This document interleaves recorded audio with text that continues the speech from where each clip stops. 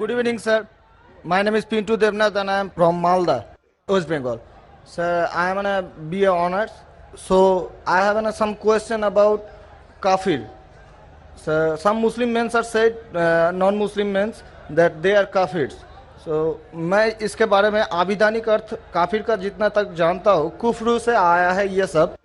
तो सर इसका आविधानिक अर्थ होता है इस्लाम के गोपनीयता को जो स्वीकार नहीं करता, उसके सत्यता को जो स्वीकार नहीं करता, उसको काफिर कहा जाता है। आप ही के किसी एक चैप्टर में या किसी एक किताब में लिखा हुआ है सर, अगर इस नाम से आपको बचना चाहते हो तो आप इस्लाम कबूल करो या फिर और दूसरा कोई उपाय ढूंढ लो।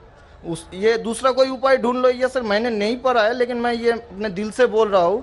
लेकिन सर काफिर का सब ये जो बोल रहा है, जो इस्लाम के गोपनीयता सत्यता का जो गोपनीयता है, हम जो वो तो हम मैंने कभी अस्वीकार नहीं करते, क्योंकि हमारे बहुत सारे मुस्लिम फ्रेंड्स हैं, हम उसके साथ बहुत अच्छे तरह से रहते हैं, बहुत अच्छे तरह से बिहेव करते हैं, फिर भी हमको as a non Muslim why I should call an काफिर? This is my simple question sir.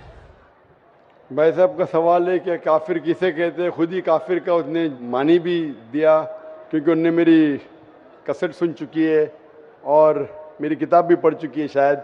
इसमें कहा है कि काफिर आता है लफ्ज़ कुफ्र से, जिसका मानी है कि इस्लाम की हक्कानियत को झुटलाना। कुफ्र मतलब ना मानना।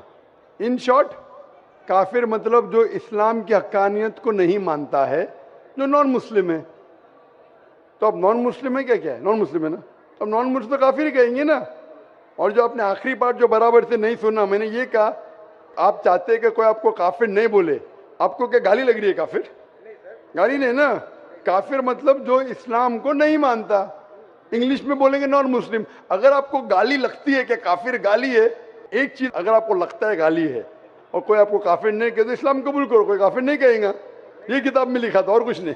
हम तो कभी सर इस्लाम के गोपनीयता को या सत्यता को कभी अस्वीकार नहीं किया है ना, हम तो कभी भी नहीं बोले ऐसा, तो हमको क्यों काफिर बोला जाए? आप मानते खुदा एक है? हाँ जी। आप मानते कि बुत परस्ती गलत है? सर बुत परस्ती मतलब ये समझ नहीं है। मूर्ति पूजा गलत है का सही है? मूर्ति पूजा सर हम हिंदू है, अब माँ दुर्गा का जब पूजा होता है, माँ शेरावाली का जब पूजा हो तो आपको मानते लगता है कि आप स्वीकार कर रहे हैं, लेकिन स्वीकार नहीं कर रहे, क्योंकि वेद में भी लिखा है कि खुदा का कोई अक्स नहीं है।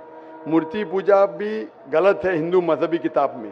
तो आप अगर मूर्ति पूजा करते हैं तो इस्लाम की हकीकत को झुठला रहे। आपको लग रहा है कि मैं इस्लाम के खिलाफ नहीं हूं, लेकिन अगर आप मूर्ति पूजा कर रहे, कुरान में लिखा है मूर्ति पूजा गलत, वेद में लिखा है गलत, तो आप अगर करते हैं तो जो भी आपको काफिर बोलता है सही बोल रहा, मतलब आप गैर मुस्लिम है। उसमें बुरा लगने की बात क्या है? आप समझ रहे हैं ना? नहीं सर, आप बोल रहे कि मैं इस्लाम की हक्कानियत को नहीं झुटला रहा हूं। झुटला रहे तो है। आपने बोले मूर्ति पूजा करते मतलब झुटला दिए। अगर सर मैं इस जगह में कहता हूँ कि मैं मूर्ति पूजा को नहीं मानता, तब मैं काफिर नहीं हूँ। अगर आप बोलेंगे मैं एक खुदा में मानता हूँ, नहीं सर, मूर्ति पूजा में नहीं मानता हूँ। एकेश्वरवाद में हम मानते हैं एकेश्वरवाद को, लेकिन सर मूर्ति पूजा का जो बात है, अब शेरावाली की पूजा हो रही है, माता दुर्गा की पूजा हो रही है, वो तो सर झुटला नहीं सकते ना। हाँ, तो ये झुटलाएंगे तो ही आप वेद के करीब जाएंगे, फिर ही आप कुरान के करीब आएंगे। अगर नहीं झुटलाएंगे मतलब आप करीब नहीं है। उसका मतलब अरबी में कहेंगे काफिर, इंग्लिश में कहेंगे नॉन मुस्लिम, हिंदी में कहेंगे गैर मुस्लिम। अरबी, हिंदी, इंग्लिश में नॉन मुस्लिम। अच्छा sir, one more question for me sir, मैं एक नॉन मुस्लिम होकर क्या सर मक्का हज करने जा सकता हूँ? भाई साहब का सवाल है कि वो नॉन मुस्लिम होके मक्का हज करने जा सकते। मेरा पहला क्वेश्चन, आप क्यों हज करना चाहते जब मानते ही नहीं मूर्ति पूजा गलत? अभी सर मान लिए आपके पास, आप जब बोल रहे हैं तो सही होगा, मान लिए हम। मान लिया, अच्छा। तो मैं पहला जवाब देता हूँ फिर आपके पास आता हूँ। मान लिए तो अच्छी बात है। क्यों गैर मुसलमानों को मक्का मदीना जाने की इजाजत नहीं है?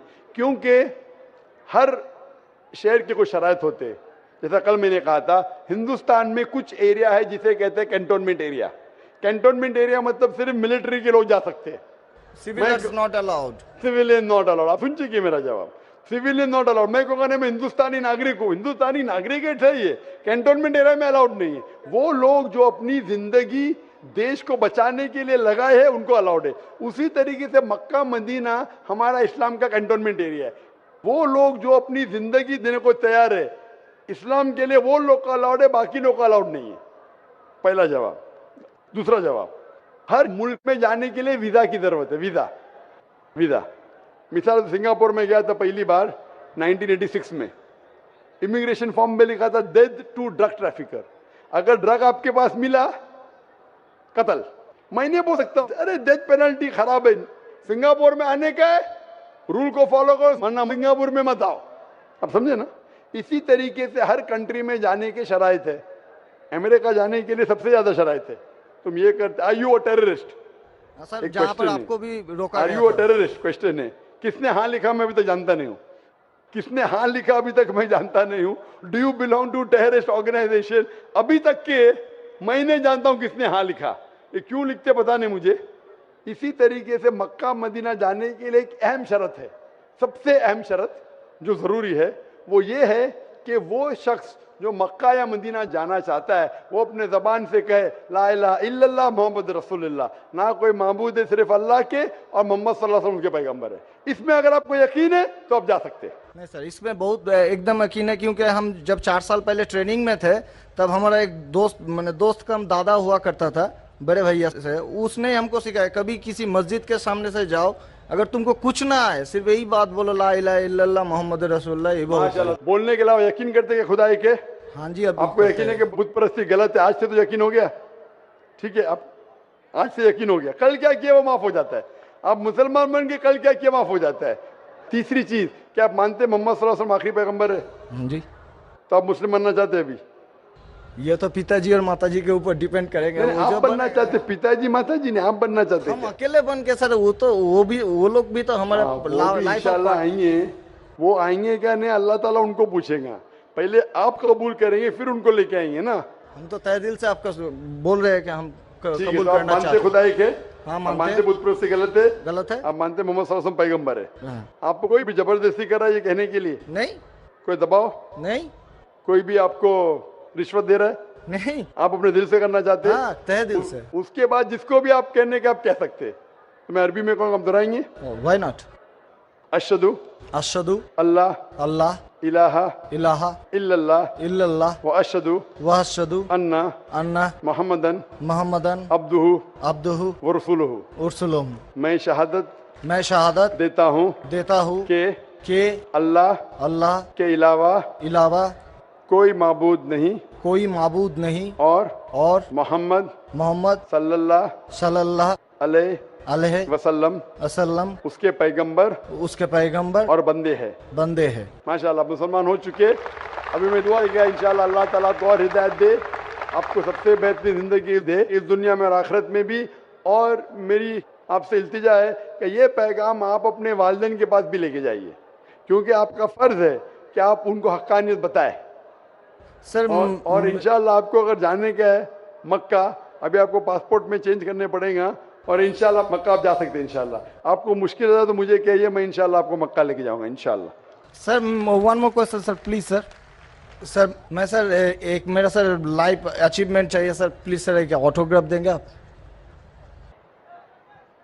इंशाल्लाह अगर कोई पेपर आपके पास है पेन है तो इंशाल्लाह मैं आपको दे देता हूँ इंशाल्लाह।